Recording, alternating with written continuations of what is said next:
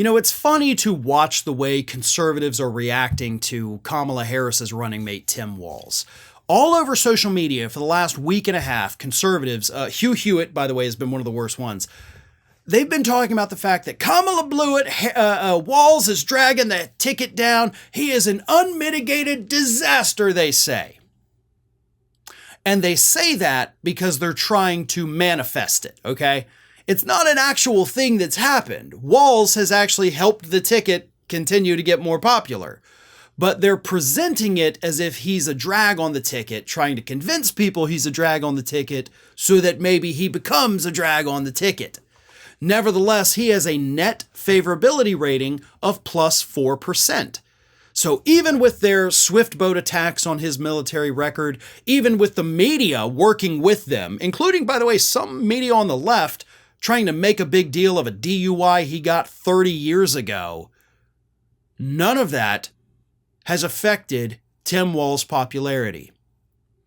Now, on the other side, however, the Republicans, the ones attacking Walz, they're the ones with a running mate problem. Because according to the newest polling aggregates that came out on Friday, J.D. Vance is officially the least popular running mate ever.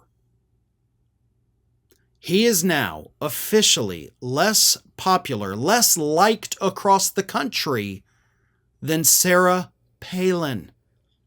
When John McCain in 2008 picked this unknown Sarah Palin, governor of Alaska, to be his running mate, strategists all over the country and, of course, pundits, the media, they all pretty much agreed this was the dumbest pick possible.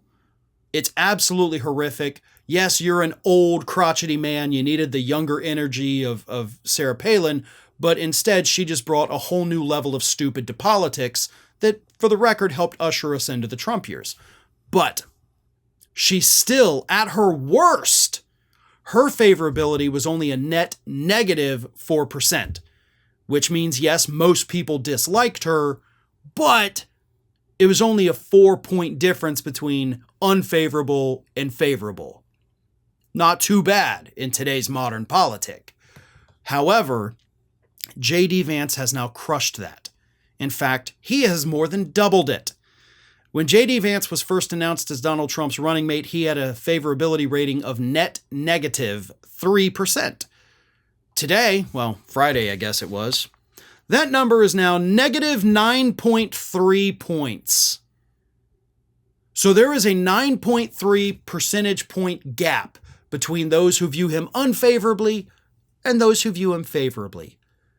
So in the span of a couple weeks, Vance's approval rating has fallen by more than 6 points, which shows us that the more people the more that people see him, the less they like him. The more those old clips of him resurface where he's attacking grandmothers and postmenopausal women, where he's attacking the childless cat ladies, or where he's making other weird and bizarre comments, all of that is taking its toll on the Republican ticket, and Vance is dragging them to hell. And meanwhile, they're trying to make it seem like, no, Tim Walz is the guy doing that to the Democrats. No, he's not. The numbers prove it. The numbers prove your attacks are not working. Vance, on the other hand, is the biggest drag on the Republican ticket in my entire lifetime. And there is no escaping that for you Republicans. The only good thing that Trump has going for him with J.D. Vance being so unpopular is that when he loses in November, he could just blame J.D. Vance. And to a small degree, it's going to be true. Trump could have succeeded had he picked a different running mate. If he had picked Nikki Haley, the race would have been over months ago. But he didn't. He picked J.D. Vance. So he's going to look at this when the election is over and he's a big fat loser again. Trump is going to blame everything on J.D. Vance. What's left of Trump's coalition will turn against Vance. And I believe Vance's political career will probably go the same path as Sarah Palin's. After the 2008 election, by the way, I don't know if y'all were paying attention to Palin after she lost the race, but she got a gig on Fox News. She got her own reality show. And then there was this big movement, Draft Palin, for 2012. So she actually kind of stayed with it. However, she kind of lost her job at Fox News. Her reality show got canceled after one season due to horrific ratings. She continued to get more extreme and, well, dare I say, weirder. And then, of course, we had the issue of her just quitting her job as governor to go try and be famous. And that didn't work well for her. So the Draft Palin movement quickly fell apart years before it was even time to actually draft her to be the running mate or the candidate. Who knows? And ever since then, she has faded further and further and further into obscurity, and nobody ever really talks about her unless she's done something crazy or there's even more family drama with her. She was basically Lauren Boebert before Lauren Boebert was Lauren Boebert. And Vance has somehow come along and said, hey, Palin, hold my beer.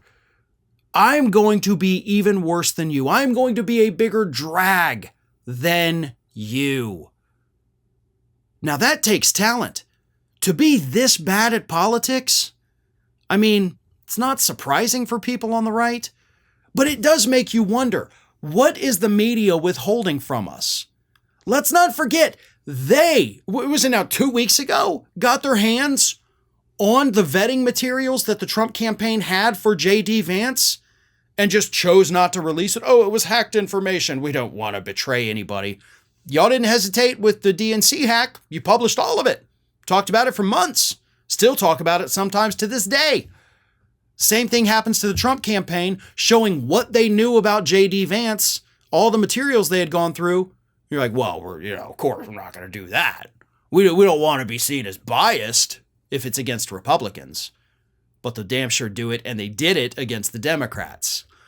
But I want to know what the media is withholding. I think the public has a right to know what the media is withholding. This goes to Donald Trump's judgment. And that's the main point of all of this, folks. J.D. Vance is so bad on this ticket that he is dragging it down. So what does it say about the guy who picked him? Well, we know from reports that it was his sons, Eric and Don Jr., who convinced him to pick J.D. Vance. He went against his own instincts. Trump wanted to pick Doug Burgum. So why did he go against his own instincts? Why were his initial thoughts correct, but he changed his own judgment to go with his idiot sons who have no political experience? That speaks volumes to how bad Trump's judgment is. So just remember that as we continue through this election.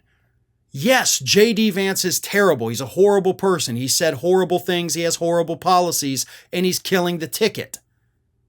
But he is only there because Trump ended up making that decision. So this hangs on Trump's neck. He cannot escape it. He cannot blame Vance. Yes, Vance is bad, but you have to be pretty damn bad yourself to pick somebody this horrible to be your running mate. Hi, everyone. This here is little Athena. And Athena would like to know why you haven't subscribed to Fair and Balanced yet. So please, don't let Athena down. Subscribe today.